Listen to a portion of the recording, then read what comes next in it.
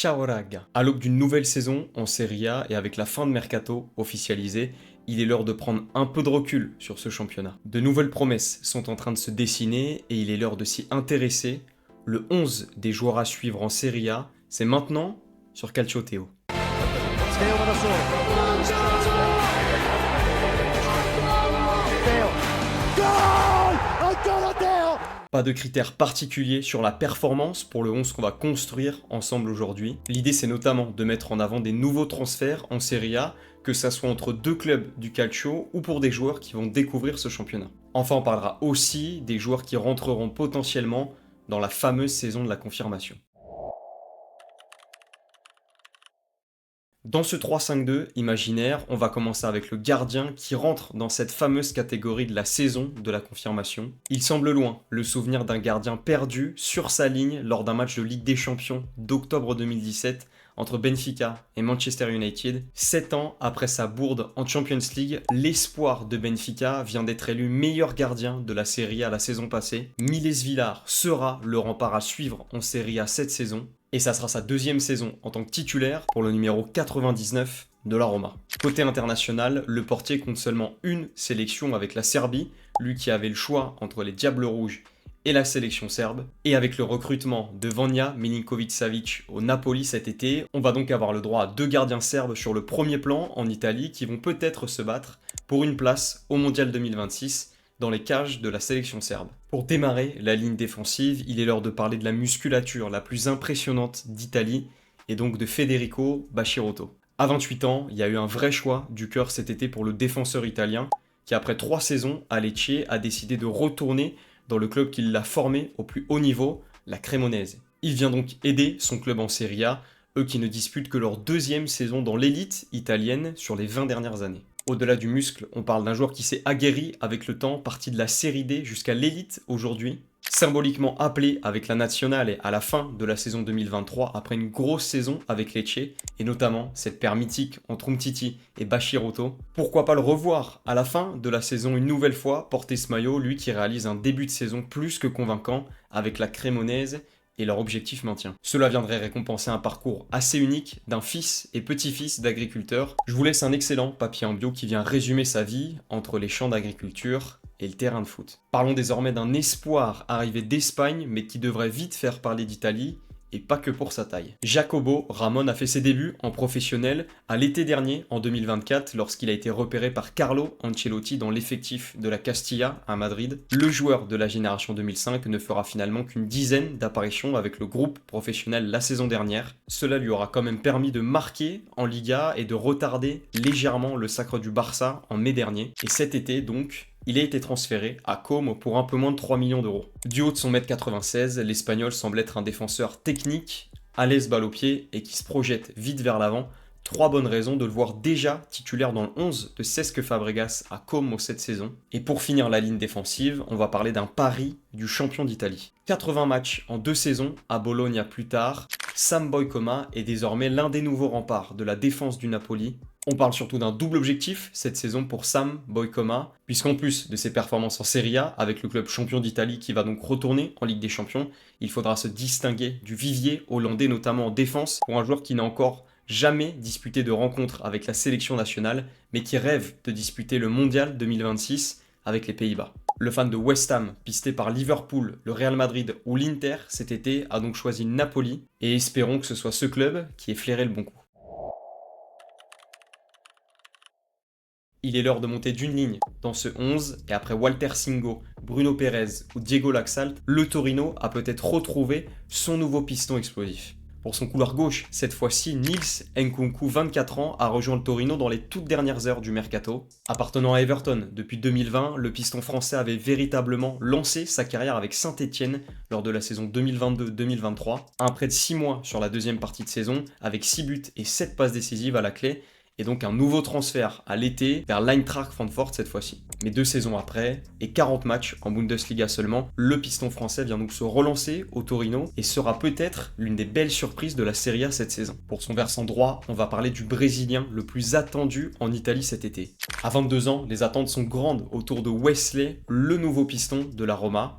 Et forcément, quand on passe après Cafu ou Maicon dans le club de la capitale, c'est logique. C'est déjà une longue histoire entre Gasperini et Wesley. À l'Atalanta, le tacticien italien le voulait déjà dans son effectif, mais les négociations avec le club brésilien avaient trop tardé et le club bergamasque avait donc décidé de se jeter sur Raúl Bellanova. Et d'ailleurs, l'histoire aurait pu se reproduire cet été puisque Flamengo était tout proche d'un accord avec le Zénith, mais finalement, au lieu de la Russie, ça sera donc l'Italie pour le défenseur brésilien.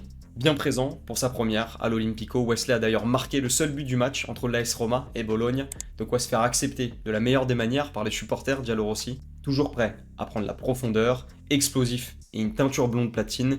Voici 3 bonnes raisons de suivre le numéro 43 de la Roma cette saison. Il est l'heure de se pencher sur les milieux de terrain axiaux de cette formation désormais. Préformé à Rennes, puis lancé dans le grand bain à Metz, un milieu de terrain français peut faire sensation en Italie cette année. À 22 ans, Arthur Atta sera l'un des joueurs à suivre côté Udinese. Prêté par les Messins la saison dernière, une option d'achat automatique a permis au club du Frioul de garder son joyau dans le 11, lui qui est devenu un élément essentiel désormais. Cela permet un peu de compenser pour les hommes de Costa, Runjaic, les départs de Florian Thauvin, Lorenzo Luca ou Jacques Abidjol cet été. Élégant, balle au pied, celui qui a découvert la Ligue 1 à seulement 20 ans avec Metz pourrait devenir l'une des très belles surprises de la Serie A s'il continue sur sa lancée. Ses 2 premiers buts en Copa puis face à l'Inter le montrent déjà. Chaque club de Milan aura son croate au milieu de terrain, mais sur ce 11 des joueurs à suivre, on va parler du plus jeune. Petar Sušić, 21 ans, a rejoint l'Inter en juin 2025 après avoir déjà trouvé un accord entre le Dinamo Zagreb et le club de Milan début février. Et ses grands débuts en Serie A ont été plus que convaincants.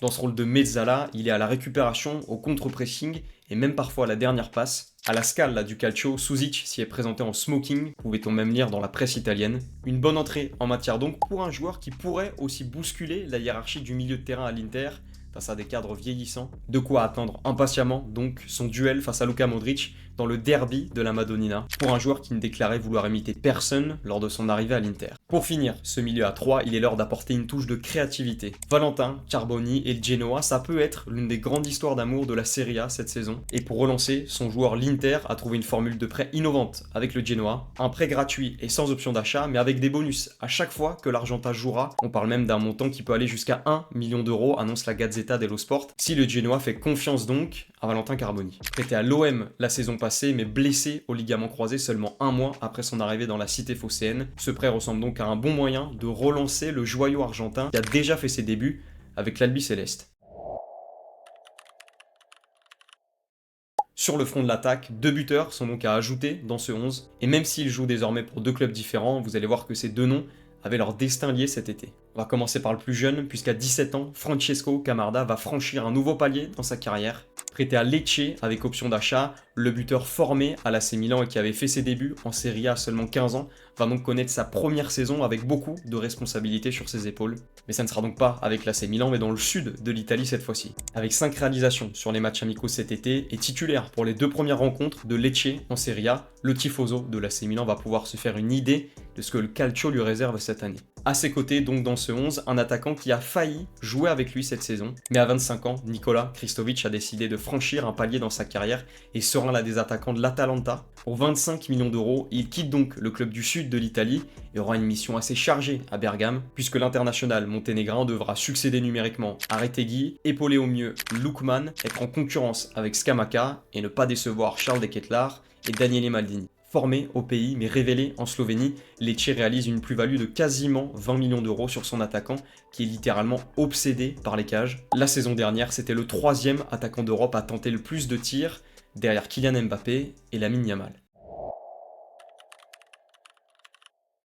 Impossible de vous laisser seulement avec un 11, et pour le dernier quart d'heure, j'ai choisi 6 noms qui vont figurer dans le banc des remplaçants de ce groupe des joueurs à suivre pour la saison de Serie A à venir. Et comme première mention honorable, et pour rester sur le fond de l'attaque, Roberto Piccoli aura lui aussi une sacrée mission cette saison à la Fiorentina.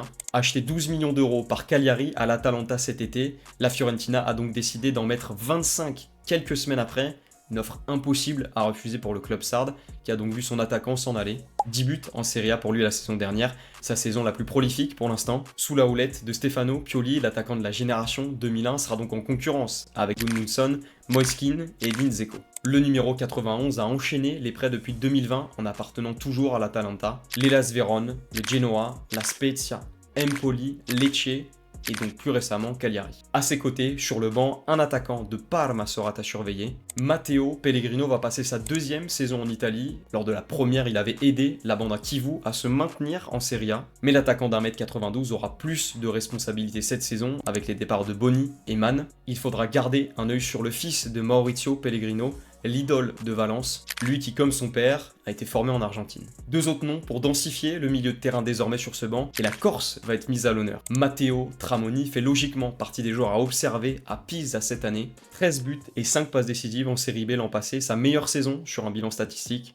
Formé à Ajaccio comme son frère Lisandro, Matteo Tramoni va donc pleinement pouvoir découvrir la Serie A cette saison, lui qui avait commencé à la découvrir avec Cagliari avec 6 petits bouts de match en 2021. Parlons désormais du seul Lituanien présent dans les 5 grands championnats, Vidas Gineitis. À 21 ans, le Lituanien va disputer sa 4e saison d'affilée avec le Torino, mais la 2e où il a beaucoup d'attentes placées en lui, car avec le départ de Ricci et Elmas, c'est lui et Cesare Casadei qui vont être chargés de tenir la baraque dans le 11 de Marco Baroni. Il s'était déjà démarqué la saison dernière pour son sens du but, avec 3 belles réalisations à la clé. Pour finir ce banc, on va passer en revue 2 noms défensifs.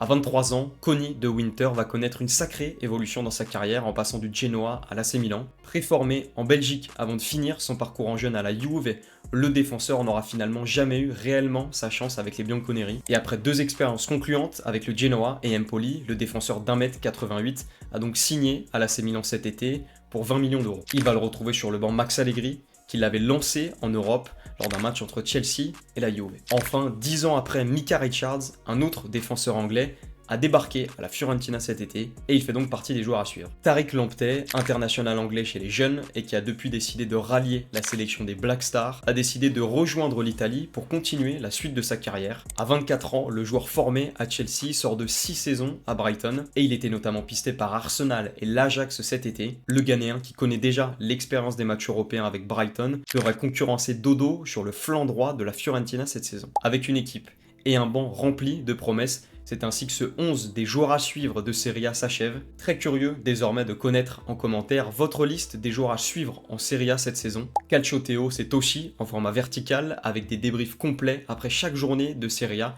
mais aussi après chaque match de la nationale. C'est donc là-bas que je vous donne rendez-vous désormais. Et d'ici là, n'oubliez pas, suivre la Serie A, c'est bien, mais le faire avec Calcio Théo, c'est mieux. Ciao.